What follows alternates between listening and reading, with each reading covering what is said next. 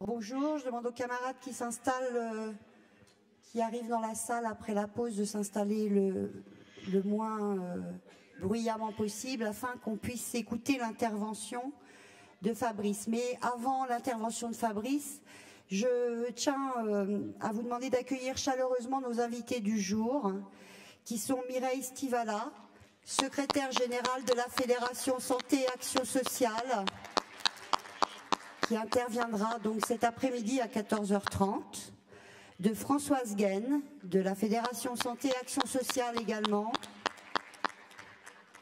Evelyne Bocheron, ancienne membre du Bureau fédéral, Daniel Sanchez, membre de la CE confédérale, Jean-François Davout, conseiller confédéral. Une petite précision aussi, Baptiste fera une intervention en fin de journée, après les débats de la CE, sur la manière que nous aurons à réfléchir sur la construction de nos orientations et décisions prises en congrès.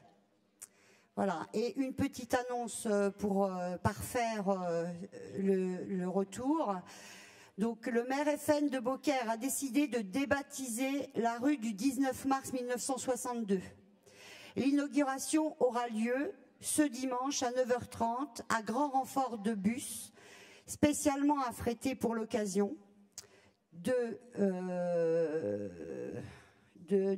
spécialement affrétés pour cette occasion.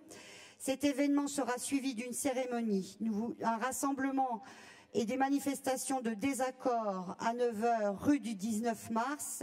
Et on vous demande de diffuser l'information, de se mobiliser le plus nombreux possible.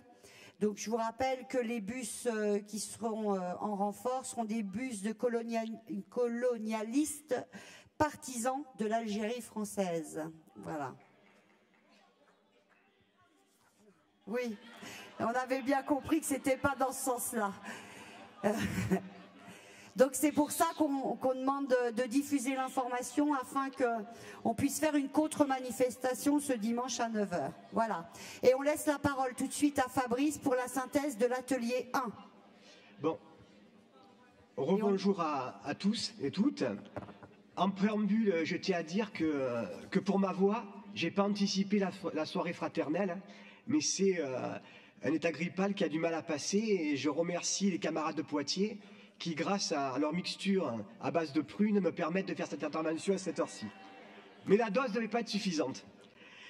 Donc, pour être sérieux, je remercie aussi Léo Cardi et Caroline qui m'ont aidé à faire une synthèse très rapidement, donc elle sera forcément incomplète. Sur l'atelier 1, donc sur ce qu'on peut considérer comme nos ambitions revendicatives, partie 1 et 2 du document d'orientation. Tout d'abord, donc, il y a eu des très nombreuses interventions et toutes n'ont pas pu avoir lieu, sur un temps très court, avec une difficulté de se concentrer véritablement sur des décisions de mise en œuvre, sur des pistes de mise en œuvre, et avec une tendance à vouloir justifier, donc s'exprimer, argumenter, revenir un petit peu sur les discussions. Donc on a eu, je dis comme ça, donc c'est un exercice très intéressant, mais difficile à mettre en œuvre, notamment dans ce cadre de temps imparti. Du coup, il y a une demande des participants que je relais, c'est que cet exercice de mise en œuvre des décisions qui permettent une appropriation par les syndicats et les syndiqués, qui seront donc la base de l'efficacité dans les luttes et les victoires acquises, on puisse la prolonger sur le site fédéral, donc je ne sais pas par quel moyen technique, que ça puisse être prolongé de manière à ce que les syndicats puissent intervenir pour la mise en œuvre des décisions, et ça enrichira, ça nous aidera à gagner en efficacité. Donc moi je relais la demande donc des participants à l'atelier que je fais mienne sur le prolongement de cet atelier via le site fédéral. Pour revenir aux décisions, et je démarrerai donc sur la décision numéro 1, et notamment sur la question du Front National, puisque l'occasion m'en est donnée d'intervenir. Ce qu'ont demandé donc les participants, les délégués participants à l'atelier numéro 1, c'est que cette question fasse l'objet d'un module de formation et d'une intégration dans nos formations, notamment au niveau de la formation d'accueil, où on reprend l'histoire de la CGT, où on reprend nos valeurs. Et donc, cette lutte contre l'extrême droite et les idées d'extrême droite, elle a toute sa place dans la formation, dans les modules de formation fédéraux, et notamment au niveau de la formation d'accueil. Ce qui a été demandé aussi, c'est d'inviter, voilà, c'est qu'on se le dise, les camarades l'ont dit, très honnêtement, cette question du Front National, pour résumer l'extrême droite, qui ne se limite pas au Front National, elle parcourt aussi le syndicalisme et la CGT. Et donc, les camarades souhaiteraient que, à partir donc des villes où une gestion Front National est en place, nos camarades des syndicats CGT puissent aller s'exprimer, intervenir dans les autres syndicats pour donner la réalité des choses et pour aider à prendre conscience et à mener la lutte et donc à lutter contre les idées d'extrême droite et l'extrême droite. On connaît ce petit tour de France en partie des camarades qui participent aux différentes instances des syndicats pour venir apporter le vécu, ce qui est vraiment une gestion du Front National. Et donc du coup, dans le prolongement de cette décision, il est demandé à ce que soit mis en place donc un réseau pour analyser les politiques mises dans ces villes que je ne citerai pas, parce que c'est donner trop d'importance à leurs élus et peu à la population. Dans la même décision, donc j'en viens a été abordée la question de la réforme territoriale, où bien entendu, dans le document d'orientation, nous disons ce que nous en pensons, et sur notamment la demande d'abrogation. Ce qu'il est demandé, c'est que les journées de lutte pour parvenir donc à contrecarrer la réforme territoriale qui est déjà mise en place dans certaines métropoles, la métropole est beaucoup venue, c'est qu'on ait un bilan très fin, donc de la première année d'exercice, d'expérimentation, qui a lieu donc à Nice Métropole et puis à Lyon, pour en tirer des enseignements de comment on lutte pour préserver et conquérir le service public, comment on lutte pour dénoncer ce déni démocratique. Donc on s'appuie sur un bilan très fin de ce qui est en cours aujourd'hui. Et il est demandé effectivement de remettre en place une journée de mobilisation. Sur la décision numéro 2, la construction d'une république sociale et solidaire, est beaucoup venue la question du lien social, du vivre ensemble. Et dans ce contexte, la situation que nous connaissons aujourd'hui, où l'état d'urgence est proclamé, où nous disons que l'urgence sociale est une priorité et d'actualité, il faut qu'on y donne vie, cette agence sociale, et notamment sur le lien social, en réunissant tous les acteurs du social et l'interpro, en ouvrant à d'autres professions, comme la santé ici présente, les organismes sociaux, et avec des débats qui puissent réunir les citoyens et les politiques sur cette question donc, du lien social, qui rejoint, au-delà du travail social, la question des services publics et de la fonction publique. Sur la décision numéro 3, le statut de la fonction publique, des camarades sont intervenus et ont exposé, y compris la modification du salariat dans notre champ. Dans notre champ d'intervention syndicale, dans nos champs professionnels. Il est donc demandé qu'un collectif national statut se mette en place au niveau fédéral pour qu'il puisse apporter donc des réponses en termes d'amélioration du statut, de prise en compte de nouveaux modes de salariat et de résorption de la précarité.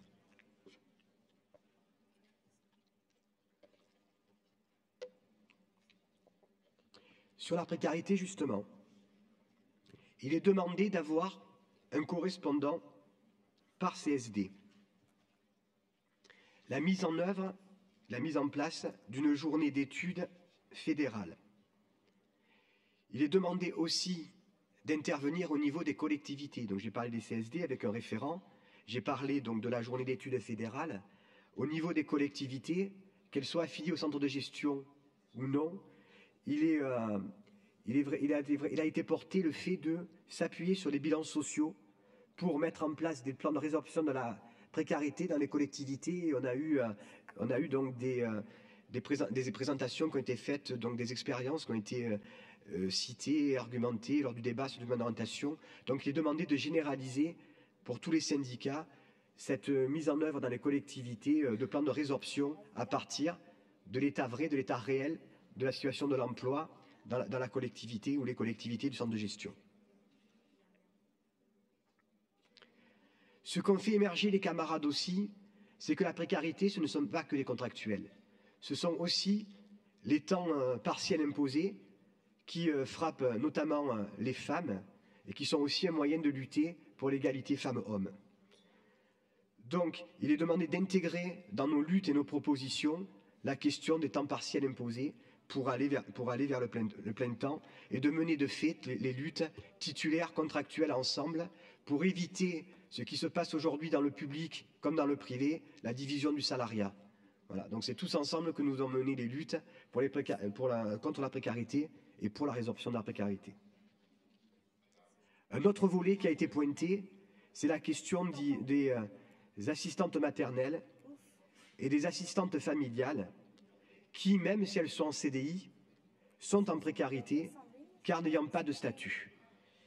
Il est demandé donc que la fédération interpelle par courrier la ministre, que les CSD interpellent par courrier, mais même physiquement, les parlementaires pour enfin porter cette question de la titularisation des assistantes, des assistantes familiales et des assistantes maternelles qui ne doivent pas être la dernière roue de la charrette dans le statut.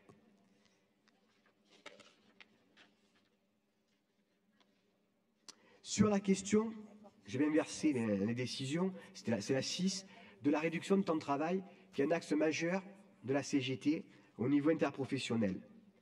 Des camarades ont cité l'exemple, il ne suffira pas de participer à des luttes nationales. Ils proposent que la question des 32 heures soit ancrée dans les collectivités. Comme on dit, ancrer les luttes dans l'entreprise, c'est-à-dire qu'à partir donc du bilan social de l'état de l'emploi dans la collectivité, on puisse à l'offensive déterminer le nombre de postes à créer en tenant compte de ce qui nous manque aujourd'hui pour bien vivre son travail et ce qu'il nous faut pour avoir des conditions de travail satisfaisantes et améliorées dans le cadre de la mise en œuvre des 32 heures dans les collectivités pour travailler mieux et travailler tous.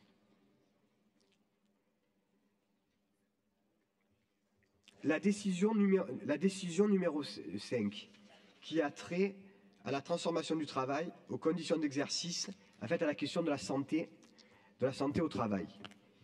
Il est demandé la mise en place d'outils et de réseaux et d'une formation fédérale pour outiller nos élus et mandatés.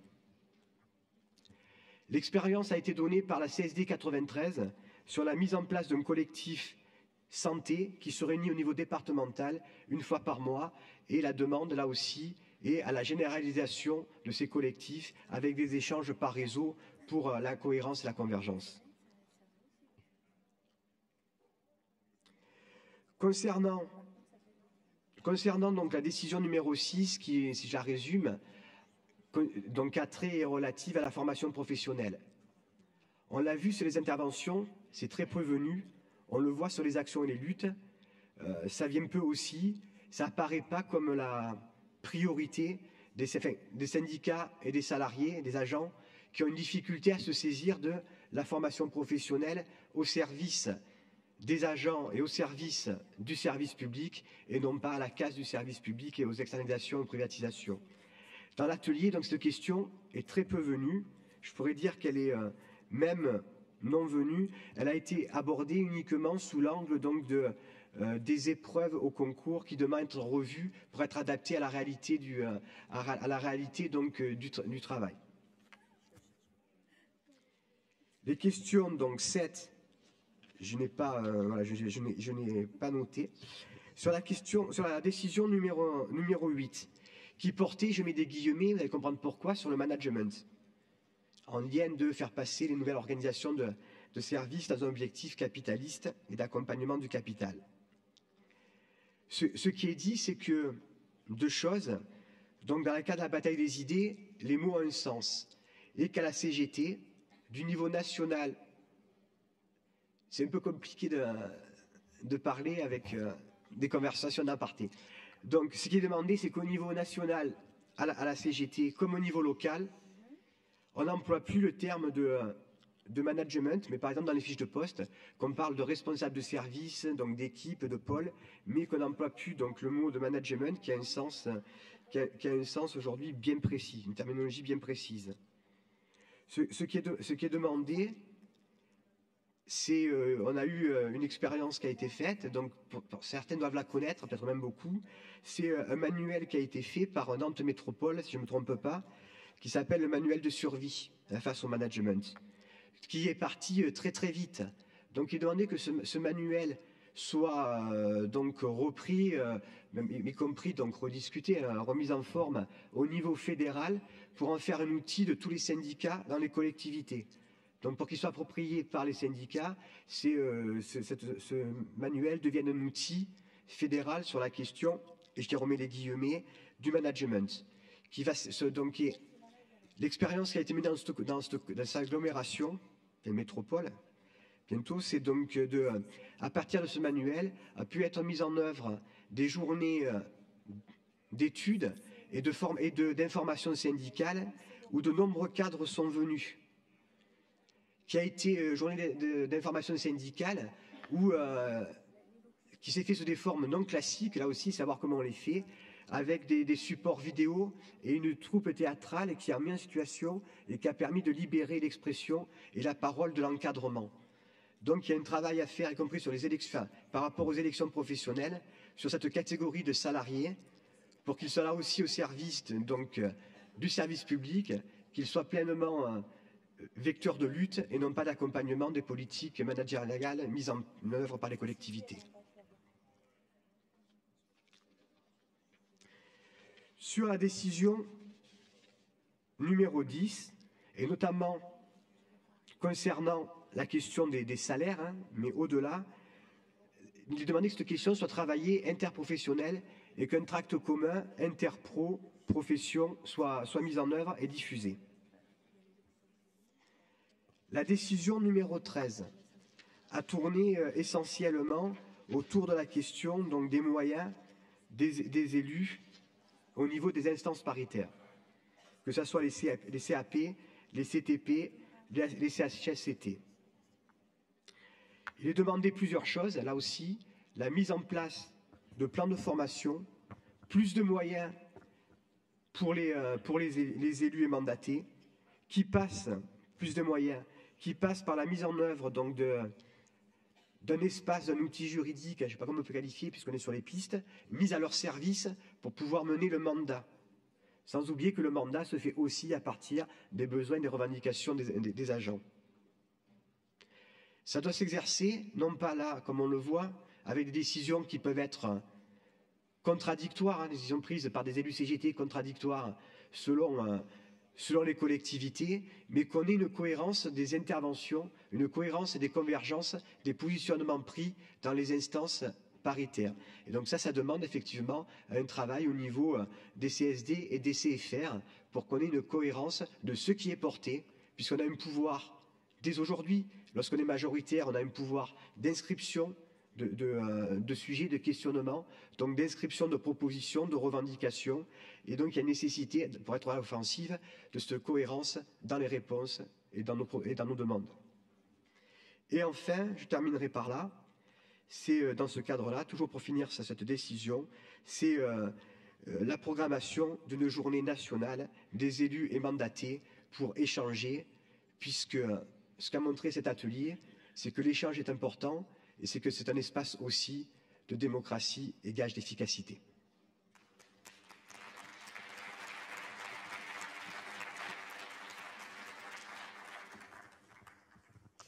Donc maintenant j'appelle Sylvie afin qu'elle vienne nous faire le rapporteur de l'atelier numéro 2.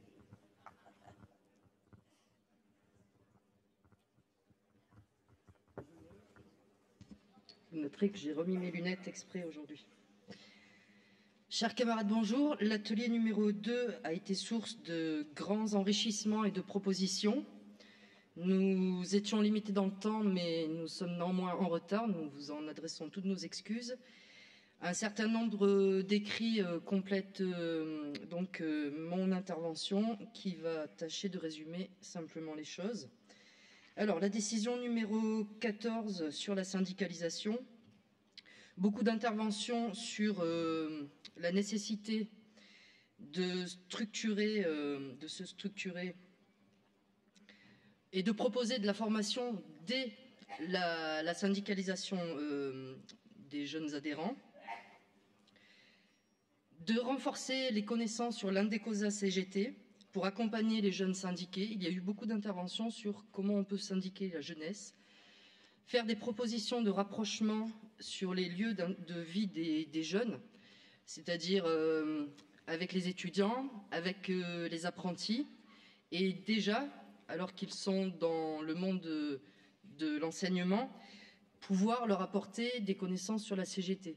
Il y a des exemples qui ont été donnés de distribution à l'entrée de ville qui sollicitent les jeunes pour faire ce partage avec eux. L'importance de la communication aussi a été soulignée dans la syndicalisation. Pour syndiquer, il faut attirer, il faut être clair, expliquer et pouvoir proposer des outils à la fois modernes, simples et qui nous permettent d'être dans les réponses médiatiques d'aujourd'hui. Des propositions aussi reposant sur une organisation assez simple, de relever la liste des nouveaux agents qui sont accueillis dans une collectivité, d'aller les voir et systématiquement de proposer la syndicalisation et d'adapter éventuellement, dans certaines conditions de vie difficiles ou de précarité, la cotisation. Sur la décision numéro 15, c'était très fort autour de la formation syndicale, avec une demande néanmoins pour la prochaine CE fédérale de tenter d'améliorer la lisibilité entre les différentes formations. A priori, ce n'est pas toujours très lisible pour les camarades. Et puis, si on considère que la formation est obligatoire, trouver les moyens pour que, dès qu'on adhère à la CGT, on puisse tout de suite rentrer dans le parcours de formation. Un exemple, on fait une adhésion et on lui propose déjà la date de la prochaine formation d'accueil qui est prévue. Ça nécessite évidemment que des plans de travail de formation soient organisés, tant au niveau des CSD que des syndicats. Et puis, mutualiser avec les CFR et mettre en place les parcours de militants. Et également, effectivement, renforcer les équipes de formateurs. Et donc, un appel a été fait pour qu'au niveau des CFR, ça puisse s'organiser. Également, la nécessité de former tous les membres de nos listes des instances paritaires, CT, CHSCT, CAP, à la formation des élus et mandatés, et faire un maximum d'heures d'information syndicale pour expliquer pourquoi la syndicalisation est importante, et les modalités de déclaration aux impôts, qui peuvent être des arguments, ma foi, décisifs pour certains dans la période que nous vivons. Sur la décision numéro 16, abonnement NVO, il a été redit qu'en effet, la NVO est une richesse pour les militants, et notamment par rapport aux outils juridiques qu'elle apporte. Il est proposé de la proposer aux nouveaux adhérents dès qu'ils arrivent, de leur parler déjà de la NVO, et puis éventuellement proposer un abonnement gratuit, donc pris en charge par le syndicat pour le premier mois, et qui permette une appropriation de cet outil. Et également inciter tous les outils et structures, mais notamment les CSD par exemple, à s'abonner en tant qu'outil à la NVO. Sur la portée du mandat à 4 ans, décision numéro 17, les débats n'ont pas vraiment eu lieu puisque l'Assemblée a considéré que c'était de toute façon une décision prise et que forcément son application relevait de la simple logique.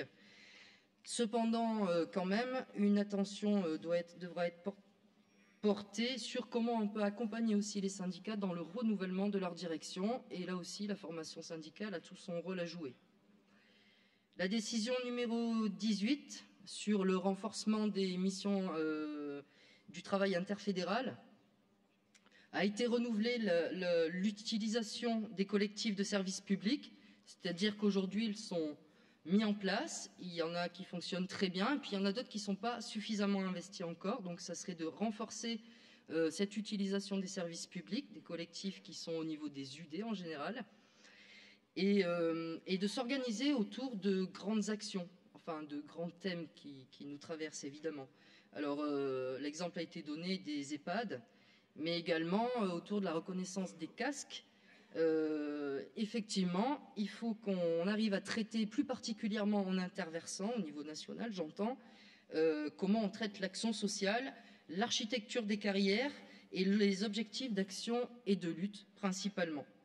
On a des outils pour converger, qui sont les UL et donc évidemment les UD, et réinvestir le champ des UL en particulier est de toute importance. La décision numéro 19, c'est concerné l'affiliation et l'organisation ICTAM, la structuration la plus pertinente pour mener l'activité des cadres. Il a été évidemment rappelé que nous ne sommes qu'une seule CGT, mais qu'il faut laisser ouvert les 3 possibilités de structuration pour mieux vivre et travailler ensemble, et que dans les cas où il y a plusieurs structures, mais évidemment une seule CGT, c'est important de travailler ensemble les préparations d'instances paritaires, par exemple. Et donc c'est autour de ces travaux-là, on va dire, que derrière peuvent se dégager un travail en commun plus élaboré sur d'autres sujets. Mais en partant voilà, de ce que nous avons à faire avancer très concrètement, ce sont des pistes de travail. Et puis, bien sûr, une majorité d'interventions ont rappelé qu'il était plus facile de travailler quand il y a des places aussi entre la CE, le bureau, des bureaux communs qui sont tenus ensemble, des CE communes, voilà, que les uns et les autres puissent participer à ces instances syndicales. Et en terminant sur la nécessité de s'emparer et de faire vivre partout la charte de vie syndicale qui a été adoptée cette année. Sur la décision numéro 20, plus concernant les retraités et la continuité syndicale, il a été rappelé qu'un diaporama existe, qu'il serait bon qu'il soit diffusé dans les CSD, alors évidemment par les camarades en charge de ces questions-là plus spécifiquement. Et j'ai trouvé très jolie la formule de dire, voilà, on dit on arrive à la retraite. Mais si on disait plutôt, on arrive dans une vie sociale, une vie culturelle, une vie différente de la vie active qu'on avait, mais une vie quand même, on n'est pas juste retraité.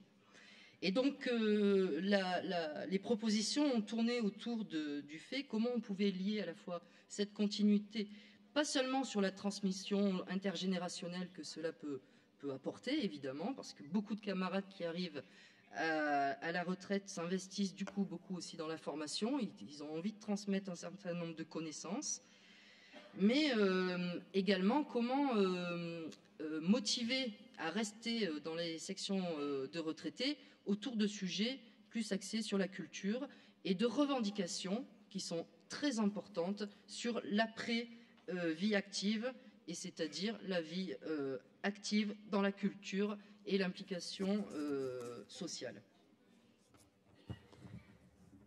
Alors la proposition aussi, donc au-delà des journées fédérales sur ces sujets-là, de provoquer plus souvent, plus régulièrement dans les CSD ou dans les CFR, des journées d'études, car les nouveaux militants doivent être acteurs. Un détail, mais ce n'est pas fait partout, la nécessité de bien penser lorsqu'on refait ces directions fédérales, de laisser des sièges dans les CE pour des mandats de retraités. Sur le périmètre le plus adapté, le plus adéquat au regard des soucis d'efficacité, de proximité et de solidarité que nous avons, Le problème de Cogetis est apparu, enfin le problème. Le manque de formation par rapport à Cogetis peut poser un certain nombre de problèmes. Alors la question pour la future CE fédérale, c'est est-ce qu'on peut en simplifier déjà la méthode? Est-ce qu'il est toujours envisagé de fusionner éventuellement les deux systèmes, hein, Cogiciel et Cogetis? Mais là aussi, l'importance de la formation est revenue. Et puis, l'insistance sur d'être quand même le syndicat au plus près, dans la proximité, au plus près des agents. Donc l'idée, c'est bien évidemment institutionnellement d'avoir un représentant par rapport à l'employeur qui soit clair, simple et net. Mais derrière, il va falloir regarder comment on se structure, alors sous forme de sections, divers, etc. Mais pour garder vraiment une localité, une présence physique près des agents, quels que soient les contours de l'intercommunalité qui peuvent changer ces périmètres-là. Enfin, que la CE fédérale prochaine décide par le biais du FNF de trouver les modalités de contrôle ou de pouvoir peser sur la mutualisation et l'incitation à mutualiser. Alors notamment au regard des politiques menées auprès des syndiqués isolés. C'est-à-dire que pour le mandat prochain, il y aura nécessité à développer et à ancrer encore plus l'objectif fort que nous avons de créer des syndicats quand il y a un certain nombre d'isolés qui peuvent être regroupés. La décision numéro 22 sur l'activité des CSD, ce qu'il est remonté en priorité, c'est que ces équipes d'animation ont besoin d'être formées. Et donc, effectivement, un module de formation de prise en charge, de prise en main des responsabilités d'animation d'un collectif de travail existe à la fédération et il peut être effectivement dispensé à la demande des équipes syndicales qui se mettent en place. C'est quelque chose qui fait du lien, qui propulse, qui impulse, qui donne de la place aux jeunes et c'est quelque chose qu'il faut absolument étendre de partout où on peut.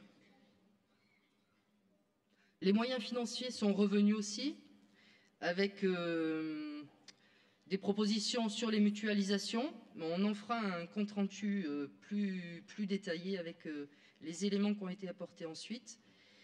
Et bon, évidemment, a été réaffirmé le fait que les syndicats doivent tout faire pour mettre les moyens de mutualisation, mais que derrière, ça nécessite une vraie coopération de la direction fédérale avec le FNF, les syndicats, les CSD et les CFR. La décision 23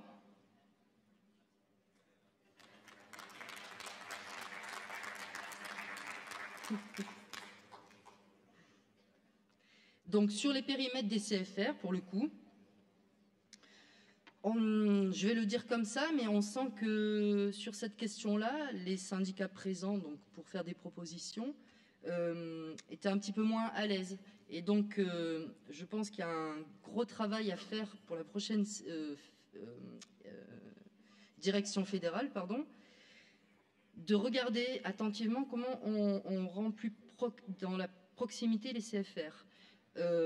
C'est un outil qui est moins connu, moins utilisé par les syndicats, forcément. La CSD est considérée plus comme dans la proximité, c'est normal, elle est l'outil de coordination des syndicats. Donc après, c'est vraiment ce travail de lien qu'il est nécessaire de renforcer pour que les syndicats aussi puissent avoir un regard averti et éclairé de à quoi sert une CFR. Sur les préparations au CNF, c'est également là-dessus quelque chose qu'il va falloir améliorer d'une manière générale. Il y a des CFR, effectivement, qui ont la capacité d'être organisés, qui sont structurés depuis plusieurs années et qui donc ont une équipe d'animation qui permet de débattre et puis de faire des propositions et des retours au CSD et donc aux syndicats. Il y a aussi des territoires où c'est quand même plus difficile, l'histoire est plus compliquée. Et il va falloir regarder comment on peut vraiment aider ces territoires-là.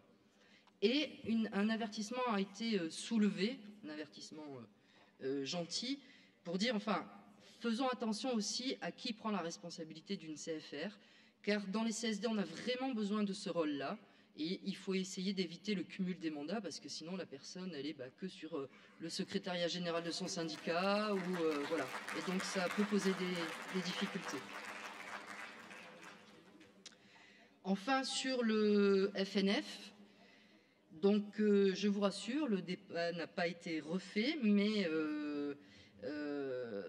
dans le mandat, il faudra effectivement quand même poursuivre et affiner toute l'organisation. Enfin, il faudra affiner comment on renforce le lien justement par rapport aux plans de travail qui sont décidés dans les CSD avec le FNF. Quel est le meilleur rouage possible à inventer ensemble pour éviter qu'on passe et on bascule dans du contrôle ou de la sanction, mais qu'au contraire, on puisse en amont déjà voir comment on peut aider à construire les plans de travail et derrière, à voir pour quelles raisons il peut y avoir des difficultés à les mettre en place. Une proposition a été faite pour renvoyer un courrier tous les ans aux syndiqués, parce que dans le FNF, il y a l'augmentation des cotisations qui est importante aussi, et donc pour envoyer un courrier tous les ans aux syndiqués, pour aussi faire évoluer le 1% dans la carrière et au fil de la carrière pour chaque syndiqué, de manière à ce que chaque syndiqué soit pleinement acteur en cotisant à la hauteur de ce que l'organisation a besoin. Voilà, j'ai résumé à peu près les interventions qui ont eu lieu. J'espère que je n'ai pas oublié trop de choses. C'était un débat donc très riche, je l'ai dit, et nous nous sommes saisis avec intérêt également des écrits qui nous ont été remis parce qu'on ne pouvait pas malheureusement avoir le temps de tout exprimer. Merci encore et bonne application des décisions.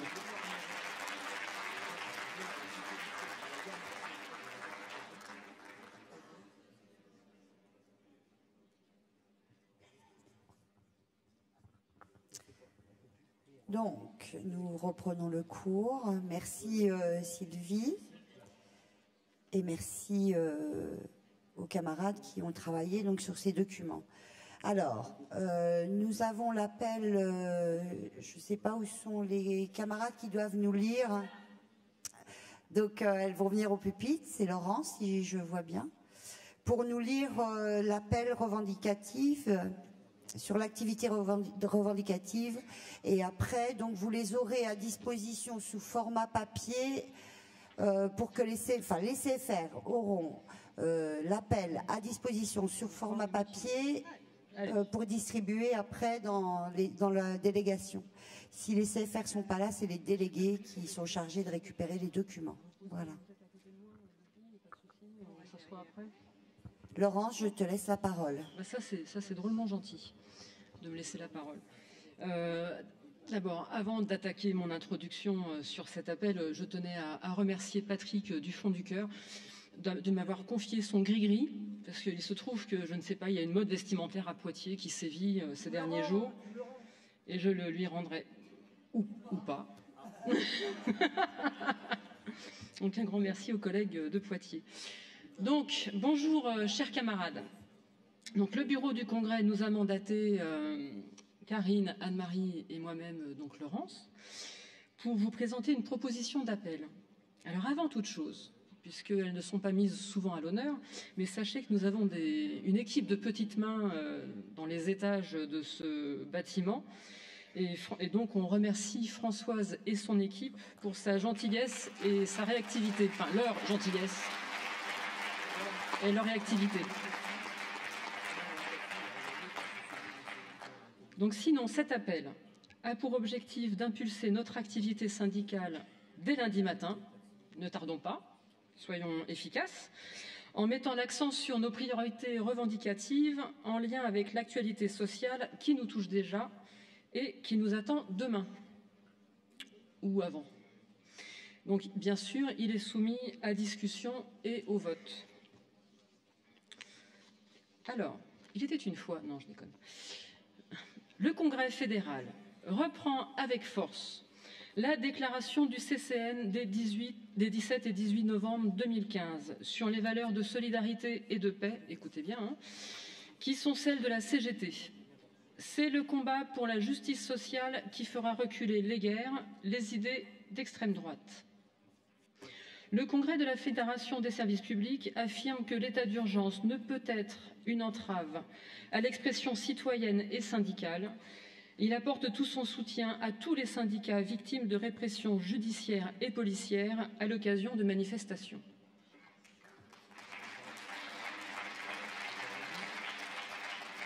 Merci, comme ça je reprends mon souffle, c'est sympa. Il soutient tous les salariés, les retraités et privés d'emploi en lutte pour la défense de l'emploi, des salaires, contre toutes les discriminations et pour l'égalité femmes-hommes.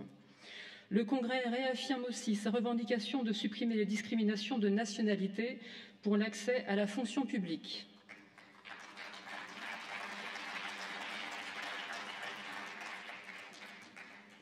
Les témoignages lors de notre congrès attestent de la vivacité et de la diversité des luttes.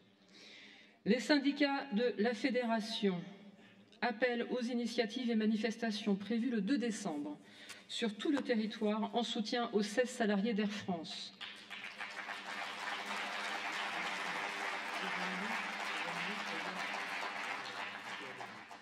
Cette mobilisation rassemble toute la CGT autour des libertés syndicales contre toutes les répressions des luttes salariales. Alors que l'efficacité de nos services publics lors des attentats est saluée par tous, dans le même temps, le travail de destruction massive se poursuit. Les réformes territoriales et de l'État ne sont pas à isoler des autres réformes législatives votées ou en cours. Elles forment au contraire un tout cohérent qui découle d'un projet de société qui est d'adapter nos territoires, nos modes de vie et l'action publique en territoire aux seules exigences de compétitivité des entreprises, du capital et de la finance. Merci. La réforme territoriale de l'actuel gouvernement s'inscrit dans le droit fil de celle initiée par le précédent. L'ampleur de la restructuration en cours nécessite un combat de toute la CGT. Le Congrès estime que cet enjeu doit trouver toute sa place lors du prochain Congrès confédéral et invite les syndicats à participer à sa préparation. La Fédération continuera de militer et de mobiliser pour l'abrogation de ces textes. Le PPCR est l'un des outils contribuant à cette destruction des services publics. Il s'inscrit dans le processus de déconstruction de notre statut. Après une large consultation, la CGT a refusé de signer l'accord. Les syndicats dénoncent l'utilisation du 49.3 social par le Premier ministre et le passage en force concernant l'application du parcours professionnel, carrière et rémunération et ses conséquences sur les agents. Fin de l'avancement d'échelons au minimum, l'allongement des carrières, le problème des reclassements, l'individualisation de la rémunération du fonctionnaire, etc. Le préalable du gouvernement de la signature de l'accord conditionnant la possibilité de dégel du point d'indice est un chantage inacceptable.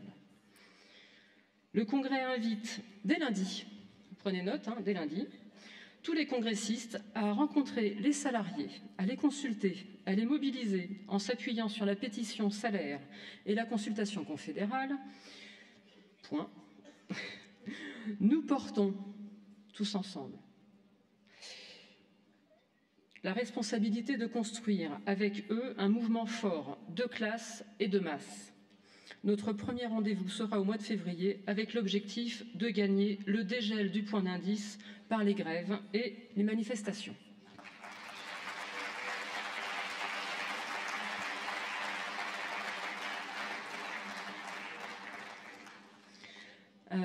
Donc, en annexe, nous avons les motions que nous avions récoltées pour ceux qui nous les ont données, n'est-ce pas? Donc, les motions concernent manifestation dans les Landes, donc dans le 40, pour ceux qui ne savent pas. Donc, hier, dans le cadre de la journée d'action des retraités, les camarades ont été pris à partie par les forces de l'ordre. En effet, les camarades de l'énergie qui avaient travaillé la convergence des luttes avaient également organisé une action le 24 novembre. 400 personnes, salariés, retraités, ont occupé les trottoirs de la préfecture de Mont-de-Marsan.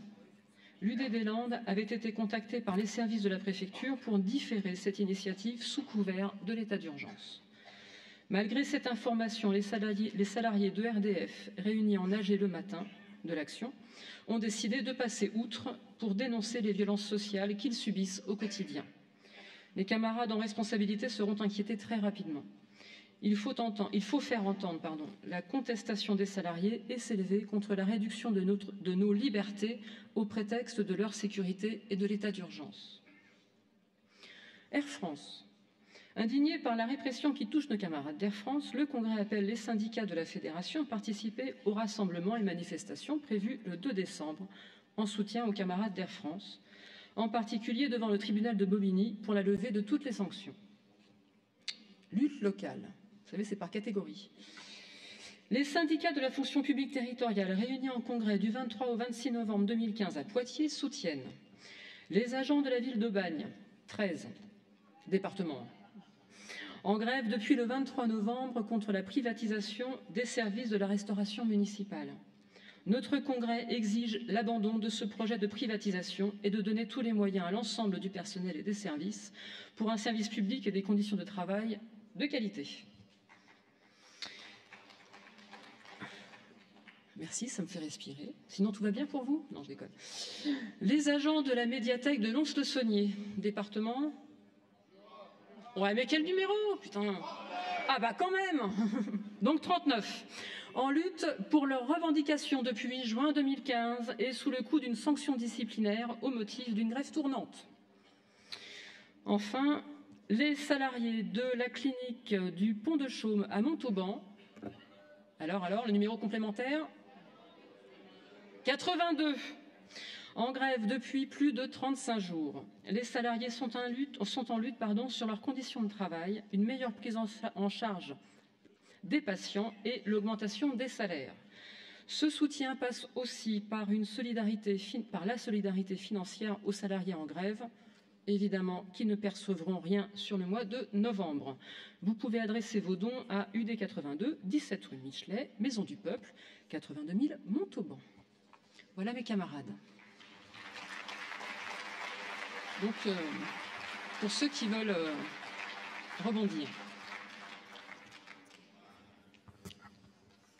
Bon, alors je vous propose de vous positionner, en tout cas de voter à main levée la motion, si vous en êtes d'accord, et l'appel revendicatif que Laurence vient de nous lire. Alors, Julien, est-ce que Julien a demandé... Julien, tu veux prendre la parole ?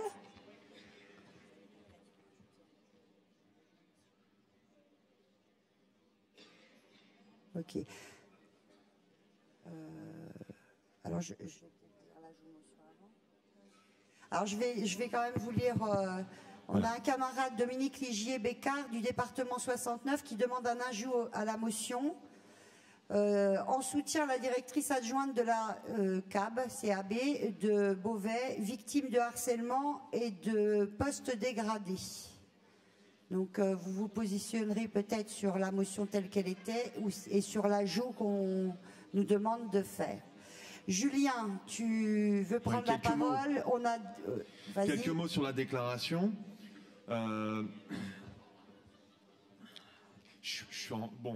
Je remercie les camarades qui ont travaillé cette déclaration. Elle reprend un certain nombre d'éléments qui sont intéressants. Sur la partie qui concerne le 2 décembre, j'entends monter une musique dans la CGT. Je ne pense pas qu'elle soit volontaire, mais ça monte de manière assez régulière, donc j'alerte. Si on pouvait rajouter 2-3 mots. Moi, le 2 décembre, j'irai contre la répression anti-syndicale et anti-salariée. Et ce qui est lié au plan social inadmissible d'une entreprise qui a fait 109 millions d'euros de bénéfices grâce au CICE et compagnie. Donc ça serait bien quand même que le 2 décembre, on aille aussi sur la question du plan social inadmissible et que ça soit dit en 3 mots. En 3 mots, voilà. N'oublions pas le fond, pourquoi les gens ont arraché des chemises. C'était sur une exigence sociale. Et suppression d'emplois, effectivement. Exactement, voilà. Sur la question d'un plan de suppression d'emploi, je pense qu'il faut le rajouter. Sur la partie qui parle des réformes territoriales, là, je vais arriver dans un petit peu plus critique, c'est-à-dire que, bon, le Congrès, si vous voulez, a fait ce qu'il a pu, mais bon, finalement, ne sort pas sur la réforme territoriale avec une décision, selon moi, très forte. Donc, c'est vrai que je ne sais pas encore ce que je vais faire sur cette déclaration. Je la soutiens, elle est correcte sur le fond. Mais en lien avec nos débats, je suis embêté qu'on chute sur une déclaration qui dise notre premier rendez-vous, donc c'est-à-dire notre premier rendez-vous fédéral, sera au mois de février avec l'objectif de gagner le gel, alors que dans l'atelier où j'ai participé, on a proposé une mobilisation dès janvier, une montée à Paris sur la question de la réforme territoriale, tous ensemble, etc. Donc que le rendez-vous là, que le premier rendez-vous sera forcément en février, bah moi j'y retrouve pas tout à fait mes billes quoi. Voilà. Mais donc je sais pas ce que je vais faire encore entre abstention ou voter pour.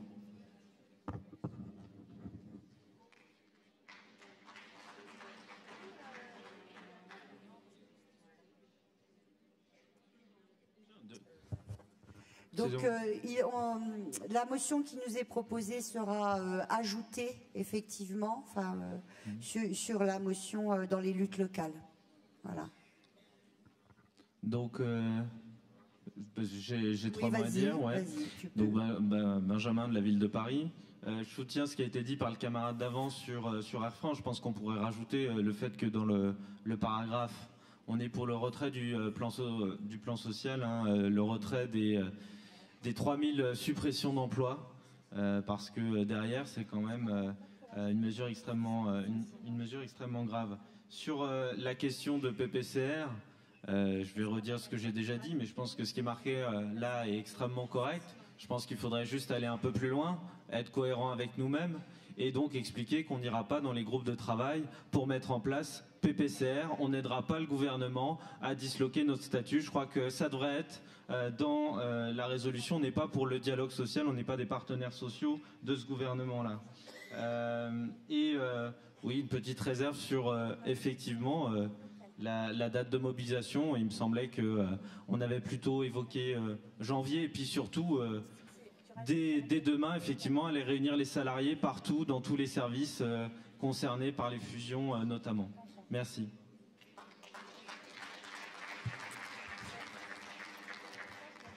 Camarade, sur ce que tu viens de dire, on en a déjà débattu, on a pris la décision effectivement sur le fait de participer ou pas. On a déjà répondu à ça hier, je crois. Sur les 1900 suppressions d'emplois, ils seront, 2900 même d'ailleurs, ils seront ajoutés sur l'actualité. Voilà. Et donc là, pour une première mobilisation, on essaie de construire une première mobilisation en début d'année pour répondre à Julien. Ensuite, juste avant de reprendre, il y a des personnes qui souhaitent. Donc au micro 3, si tu veux prendre la parole, c'est le moment. Vas-y, je te laisse la parole. C'est moi ? Oui, d'abord, oui, le travail qui a été fait est salutaire et je le salue. Par rapport au premier paragraphe des idées d'extrême droite, je voulais qu'on y ajoute le fascisme. Alors c'est ou des idées fascisantes d'extrême droite ou le formuler autrement, mais pour ma part, je voulais qu'on y ajoute que ça a trait au fascisme, les idées là. Voilà. Merci.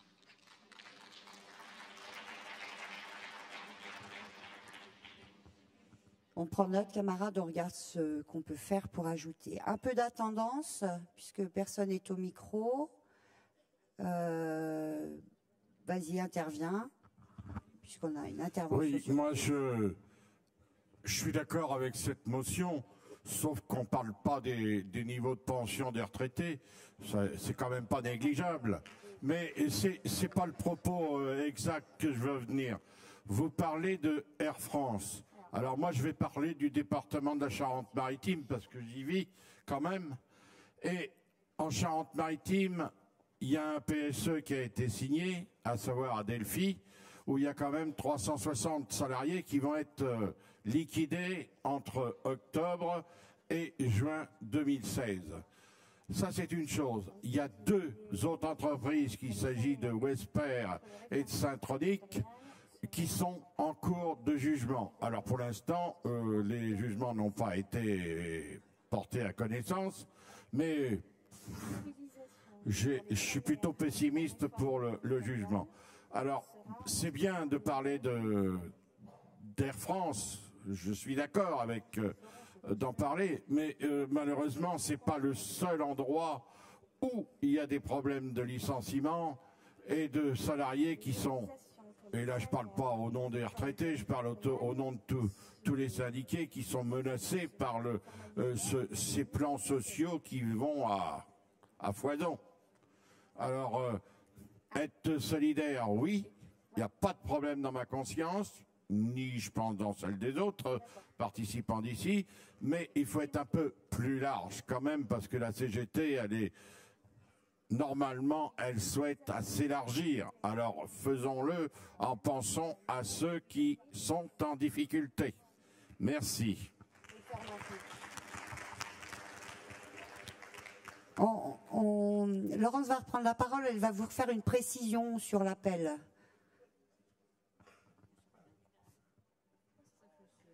C'est un mystère. Ah ouais, trop fort. Putain, franchement, les camarades de la technique, ils assurent. Hein. On les a déjà remerciés, c'est vrai, mais je pense que c'est bien. Alors, sur ce qui a été dit, oui, Gérard, on entend bien, et c'est pour ça. Alors, c'est vrai que donc, vous avez compris le sens de l'appel. C'était vraiment pour reprendre ce qui reflétait des débats et les témoignages déjà qui étaient remontés.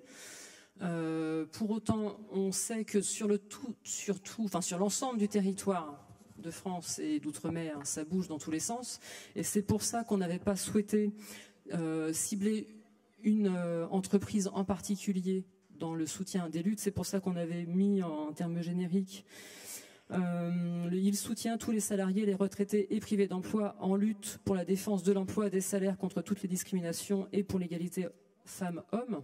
Parce qu'on savait bien que, effectivement, là, est monté les camarades d'Aubagne, de Lons-le-Saunier, de la clinique, et qu'il y en avait beaucoup d'autres.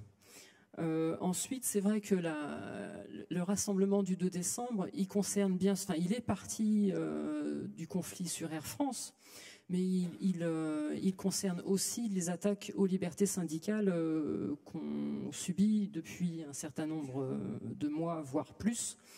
Et en ce sens, il était emblématique, et c'est pour ça. Et en plus, il reprenait une motion de camarades spécifiques sur le 2 décembre, et il reprend aussi l'appel de la Confédération.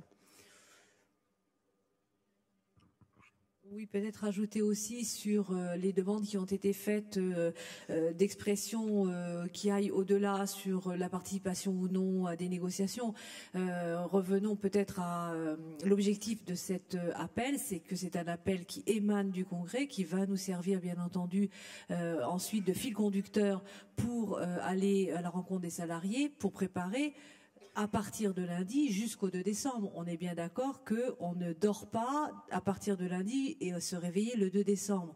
Par conséquent, si on veut que le 2 décembre soit une journée réussie, cela signifie bien entendu que ce fil conducteur de cette déclaration va nous permettre de nous préparer avec tous les autres éléments de connaissance que nous avons des expressions de la CGT. Donc, c'est une expression qui doit être modeste et courte pour qu'elle puisse être connue et qu'elle puisse nous servir de base de travail. Donc nous ne souhaitions pas aller au-delà dans ce qui est après les discussions du Congrès et les décisions de Congrès qui n'ont pas à être dans cet appel de notre point de vue. Merci pour cette précision. Alors, je reprécise, les mobilisations pour les salaires contre la réforme territoriale se formaliseront, enfin, contre la réforme territoriale et pour les services publics se formaliseront et donc se dérouleront dès le début de l'année 2016. Voilà. Je vais juste faire un petit point d'attendance pour les camarades qui doivent partir en début d'après-midi. Donc aujourd'hui, Pour les camarades qui partent, il y aura un départ pour la gare du Futuroscope ou de Poitiers à 13h et à 17h. Pour donc les partants, c'est dans le hall. Le trajet dure environ 20 minutes. Demain, départ en navette devant le palais des congrès, 7h30, 8h30, 9h30, 10h30, 13h. Autrement, vous avez la possibilité d'utiliser les services des taxis. Voilà.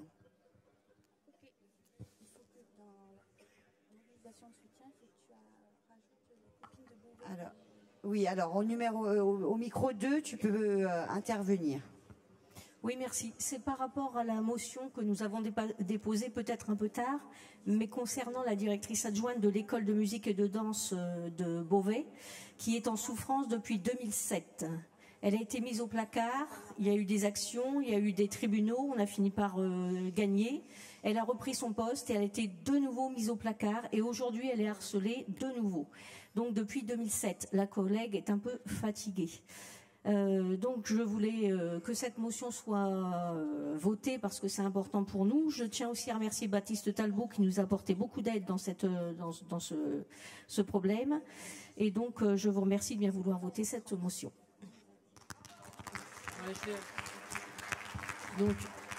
Donc, comme Laurence te l'avait précisé, on propose de le rajouter dans le paragraphe sur les luttes locales. Effectivement, on soutient la directrice adjointe de la CAB de Beauvais, victime de harcèlement et de postes dégradés depuis 2007. C'est ce qu'on propose comme modification.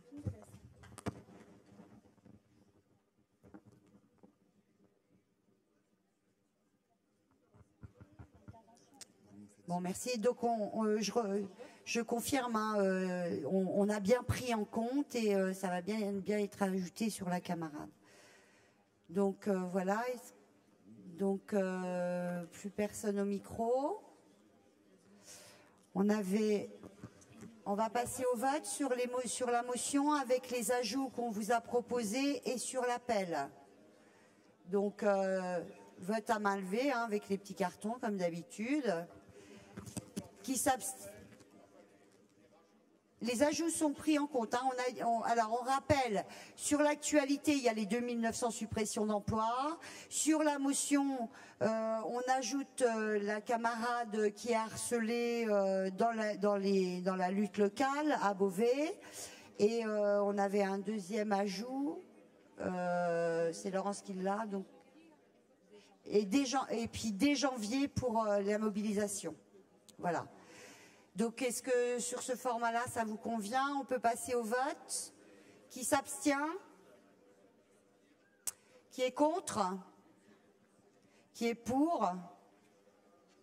À l'unanimité. Merci, mes camarades.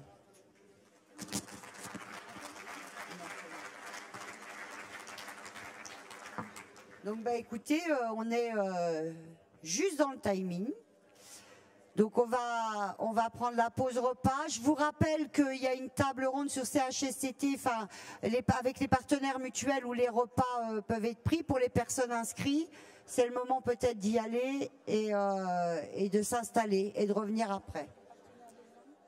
Et il y a un partenaire de vin qui vous propose une dégustation pour ceux qui ne viendraient pas aux discussions de CHSCT-CE au bar, au Crasu Bar.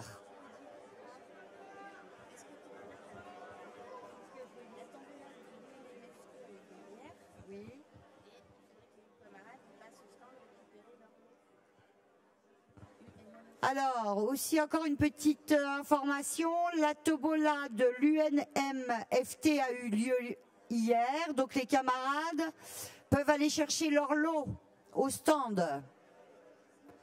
Voilà, j'ai fait les annonces, partenaires, vin, repas, bon appétit à tous. Reprise à 14h. La délégation Sainte-Sandy va faire une photo sur le plateau. Oui, alors.